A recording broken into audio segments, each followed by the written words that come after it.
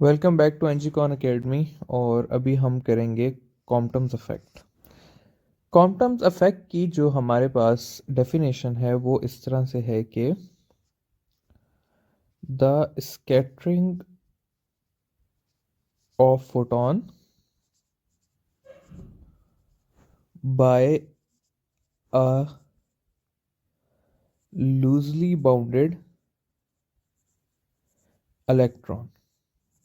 ठीक है, ये है हमारे पास सिंपल क्वांटम्स इफेक्ट की डेफिनेशन। क्वांटम्स इफेक्ट में होता क्या है कि क्वांटम्स इफेक्ट में हमारे पास एक एटम है और उस एटम के पास एक लूजली बाउंडेड इलेक्ट्रॉन है। यहाँ पर है हमारे पास एक इलेक्ट्रॉन।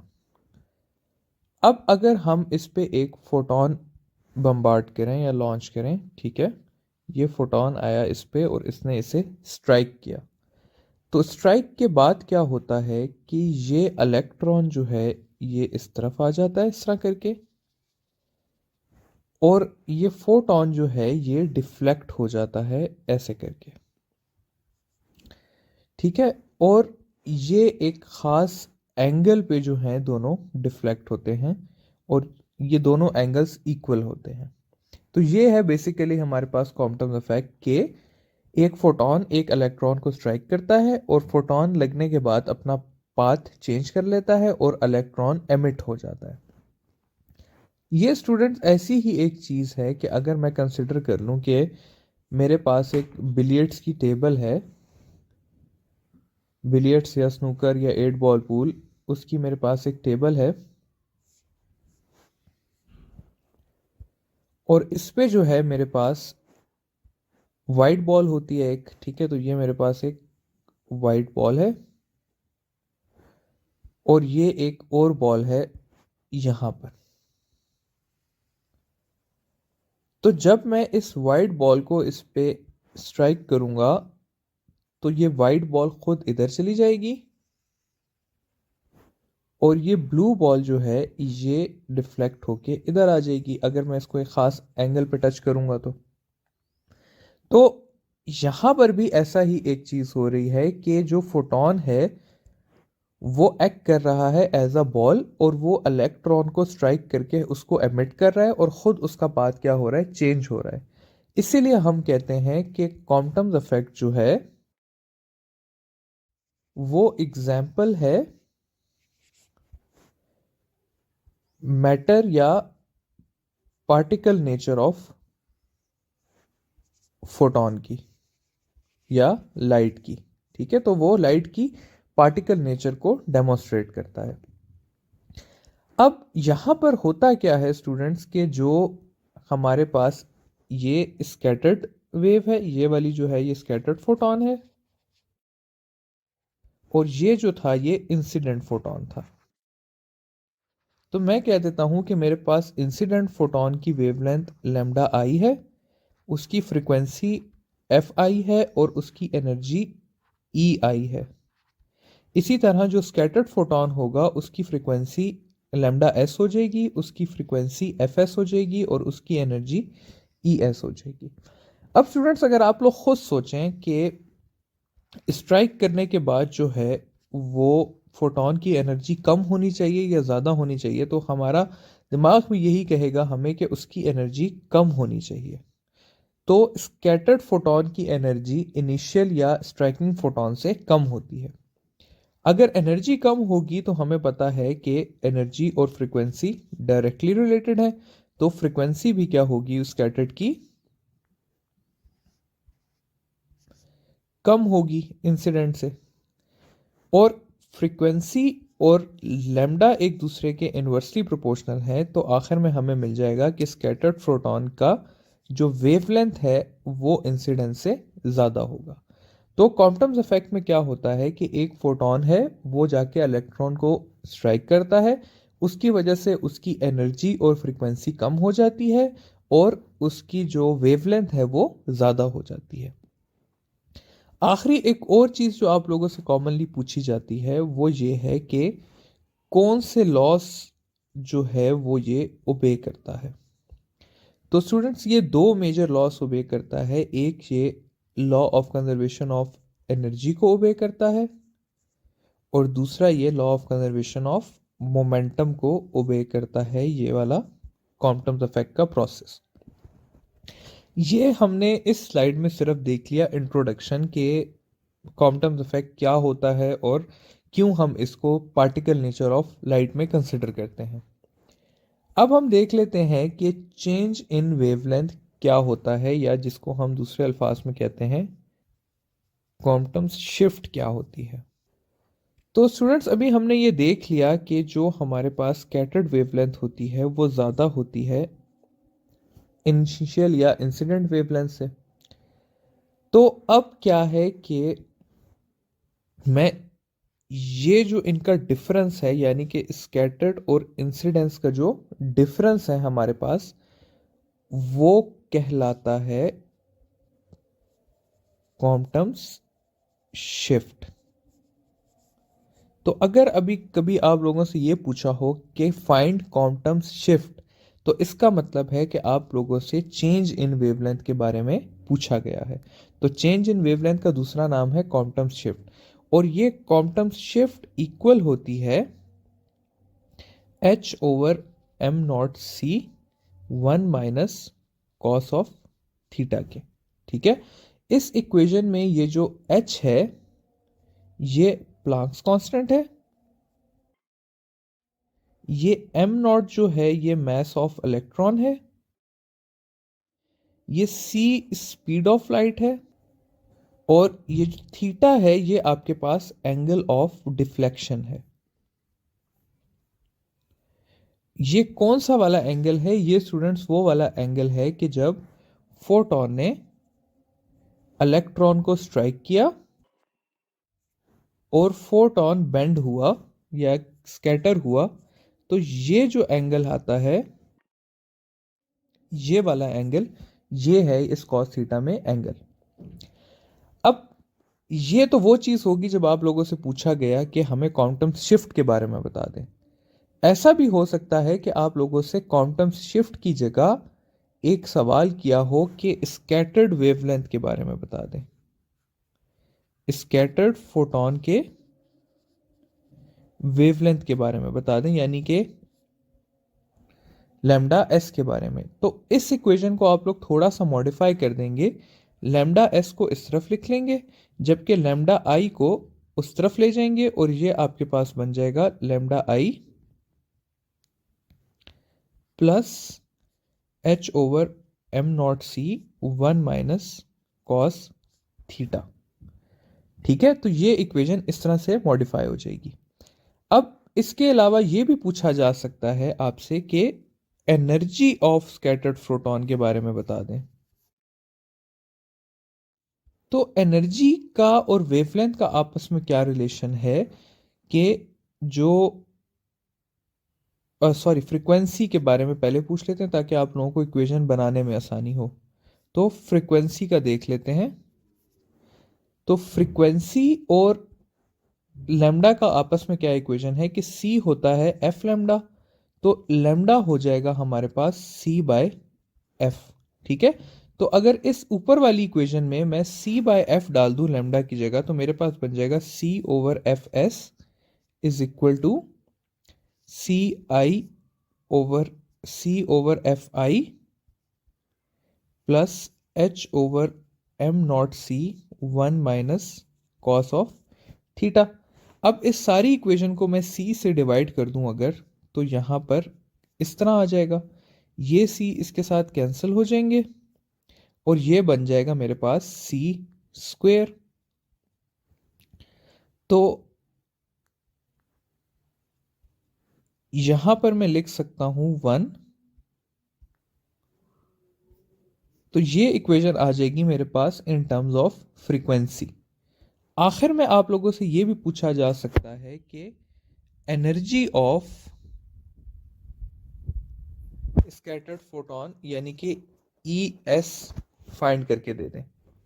तो ई एस के लिए क्या है कि एनर्जी और फ्रीक्वेंसी का आपस में एफ लैम्डा का रिलेशन है, या एफ की जगह मैं लिख सकता हूं एनर्जी और फ्रीक्वेंसी का एच एफ का रिलेशन है, ठीक है, तो मैं फ्रीक्वेंसी की जगह लिख सकता हूँ ई ओवर एच। तो पिछली वाली इक्वेशन में जब मैं एफ को ई से रिप्लेस करूंगा तो मेरे पास आ जाएगा H over E S is equal to H over E I plus H over M not C one minus cos theta. इस सारी इक्वेशन को अगर मैं एच पे डिवाइड कर दूं तो मेरे पास एट द एंड बच जाएगा 1 over E S divided by 1 over E I plus 1 over M not C square 1 minus cos theta. तो ये है हमारे पास equation in terms of wavelength. ये सेकंड वाली इक्वेशन है हमारे पास इन टर्म्स ऑफ फ्रीक्वेंसी, और ये थर्ड वाली इक्वेशन है इन टर्म्स ऑफ एनर्जी। तो अगर आप लोगों से स्कैटर्ड फोटॉन की वेवलेंथ के बारे में पूछा जाए, फ्रीक्वेंसी के बारे में पूछा जाए या एनर्जी के बारे में पूछा जाए तो ये इक्वेशन इस तरह से आप लोगों के लिए मॉडिफाई होती है। तो क्वांटम शिफ्ट, डेल्टा लैम्डा और बाकी चीज़ें ऐसा जिस तरह कि मैंने लिख दी हैं यहाँ पे। क्वांटम शिफ्ट के बाद अगली जो चीज़ है वो आप लोगों को पता होना चाहिए कि क्वांटम्स वेवलेंथ क्या होता है। तो स्टूडेंट्स, क्वांटम्स वेवलेंथ हमारे पास ये h over M not C का दूसरा नाम है। हमें इक्वेशन से पता चला कि क्वांटम्स जो शिफ्ट होती है वो इक्वल होती है h over M not C one minus cos theta की। अब स्टूडेंट्स, इसमें जो ये h over M not C है ना, इसमें अगर आप लोग देखें तो ये सारी चीज़ें कांस्टेंट हैं। h जो है वो प्लांक्स कांस्टेंट है, m नॉट जो है वो मास ऑफ इलेक्ट्रॉन है, उसकी भी वैल्यू कांस्टेंट है, और c जो है उसकी भी वैल्यू कांस्टेंट है क्योंकि वो क्या है, स्पीड ऑफ लाइट है। जब हम ये तीनों चीज़ें इस इक्वेशन में पुट करें यानी कि h ओवर एम नॉट सी में, तो हमारे पास एक कांस्टेंट वैल्यू आती है 2.43 exponent 10 raise to the power minus 12 metre, और इस कांस्टेंट का नाम है क्वांटम्स वेव लेंथ। ठीक है, तो ये हमने देख लिया कि क्वांटम्स वेवलेंथ क्या चीज होती है। अब कुछ एमसीक्यूज आते हैं कि इस तरह का सवाल होता है कि if angle of scattering is, यहां पर आपको एंगल दिया होगा, what is the quantums shift. ठीक है, इस तरह से आप लोगों को दिया होगा। सबसे पहला एंगल है कि जब थीटा आपके पास होगा 0 डिग्री। ठीक है, जब थीटा आपके पास 0 डिग्री होगा तो यहां पर आपके पास क्वांटम शिफ्ट हो जाएगा h over M not C one minus cos of 0 degree. Cos of 0 होता है आपके पास 1, तो ये हो जाएगा 1 - 1, ये हो जाएगा 0, और something divided by into 0 is 0। ठीक है, तो इस केस में क्वांटम शिफ्ट आपके पास आएगी 0, यानी कि there will be no quantums effect अगर एंगल आपके पास क्या आया, 0 आया। सेकंड में आप लोगों से पूछा जा सकता है कि एंगल अब आपके पास है 90 डिग्री। ठीक है, तो 90 डिग्री एंगल पे क्या होगा, 90 डिग्री एंगल पे ये होगा कि जो क्वांटम्स चेंज है वो इक्वल होता है h over M not C one minus cos of 90 के इक्वल आ जाएगा। तो ये हो जाएगा h over M not C one minus cos 90 होता है 0, तो ये इक्वल हो जाएगा h ओवर एम नॉट सी के। ठीक है, तो यहां पर अगर मैं डायरेक्ट आंसर लिखूं तो ये होगा कि क्वांटम शिफ्ट जो है वो इक्वल आ रही है h ओवर एम नॉट सी के। ठीक है, तो यहां पर लिखा जा सकता है कि quantum shift is equal to quantum wavelength, क्योंकि इसका नाम डेल्टा लैम्डा का नाम है क्वांटम शिफ्ट और h over M not C का नाम है क्वांटम वेवलेंथ। तो 90 डिग्री पे क्वांटम शिफ्ट जो है वो इक्वल हो जाती है क्वांटम वेवलेंथ के। अगला जो एंगल हमारे लिए इंपॉर्टेंट है वो है 180 डिग्री का एंगल। ठीक है, तो 180 डिग्री के एंगल पे क्या होता है कि ये जो डेल्टा लैम्डा है ये हो जाता है h over M not C 1 minus cos of 180 degree. Cos of 180 degree होता है -1, तो h over M not C 1 minus -1, तो ये हो जाएगा 2h ओवर एम नॉट सी। ठीक है, तो यहां पर अगर मैं डायरेक्ट आंसर लिख दूं तो ये इक्वल आ जाएगा कि क्वांटम शिफ्ट इक्वल है 2h ओवर एम नॉट सी के इक्वल। यानी कि लिखा जा सकता है कि क्वांटम शिफ्ट जो है वो इक्वल है 2 क्वांटम वेवलेंथ के। और इसके लिए एक और बात भी लिखी जा सकती है कि quantum shift is maximum at 180 degree, क्योंकि क्वांटम शिफ्ट का आंसर इससे ज्यादा नहीं आ सकता। ठीक है, तो अगेन ये तीनों एंगल्स आपको रिवाइज कराता हूं कि अगर एंगल 0 डिग्री होगा तो क्वांटम इफेक्ट होगा ही नहीं, क्वांटम शिफ्ट 0 डिग्री 0 होगी। अगर एंगल 90 डिग्री होगा तो क्वांटम शिफ्ट और क्वांटम वेवलेंथ इक्वल हो जाएंगे, या ऐसे भी कहा जा सकता है कि क्वांटम शिफ्ट इक्वल टू हो जाएगी क्वांटम वेवलेंथ। फिर अगर एंगल 1 डिग्री होगा तो पहली चीज ये कि क्वांटम शिफ्ट जो है वो 2 टाइम्स हो जाएगी क्वांटम वेवलेंथ के, और ये वो एंगल है जिस पे हमारे पास क्वांटम इफेक्ट या क्वांटम शिफ्ट मैक्सिमम हो जाती है। ठीक है, एक और आखिरी एंगल है, वो है हमारे पास 60 डिग्री का एंगल।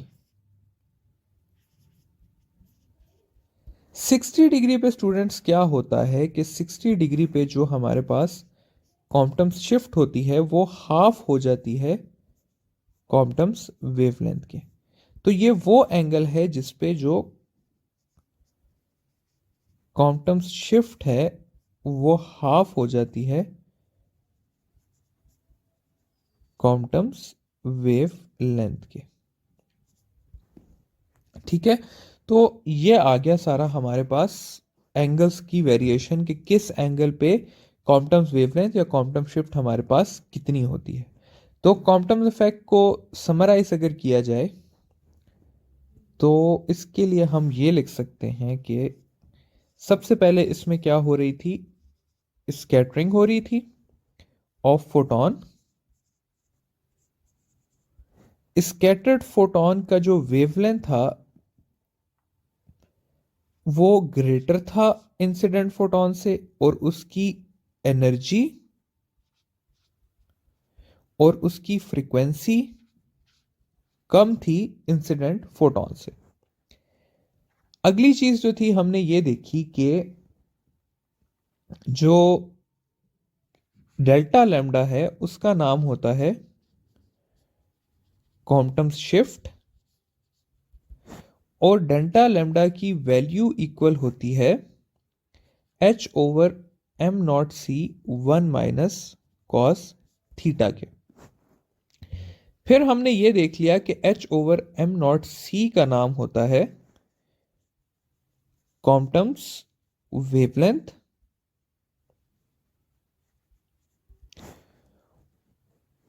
और इसकी वैल्यू होती है 2.43 into 10 raise to the power -12 metre.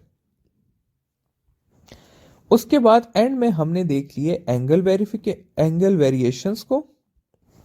Angle variations में हमने ये देखा कि जब एंगल हमारे पास 0 डिग्री था तो क्वांटम शिफ्ट हमारे पास 0 थी।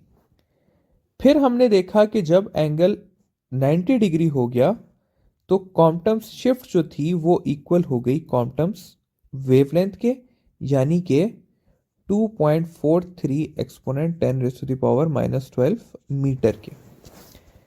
तीसरा एंगल हमने देखा कि जब एंगल 180 डिग्री हो गया तो डेल्टा लैम्डा इक्वल हो गया 2h/m0c के, या क्वांटम शिफ्ट इक्वल हो गई 2 टाइम्स ऑफ क्वांटम वेवलेंथ के, यानी कि 4.86 इंटू 10⁻⁻12 मीटर के। और आखिरी एंगल हमने देखा 60 डिग्री का, जिस पे ये देखा कि क्वांटम शिफ्ट जो है वो इक्वल हो गई है हाफ ऑफ क्वांटम वेवलेंथ के, यानी कि 1.21 इंटू 10⁻⁻12 मीटर। तो ये सारी वो चीज़ें हैं जो कि आप लोगों को स्टूडेंट्स आनी चाहिए, क्योंकि ज़्यादातर एमसीक्यूज क्वांटम इफेक्ट में इसी से आते हैं। ठीक है, तो आई होप कि ये टॉपिक आप लोगों को समझ आ गया होगा। अब हम जाते हैं पेयर प्रोडक्शन और इनहेलेशन ऑफ मैटर की तरफ।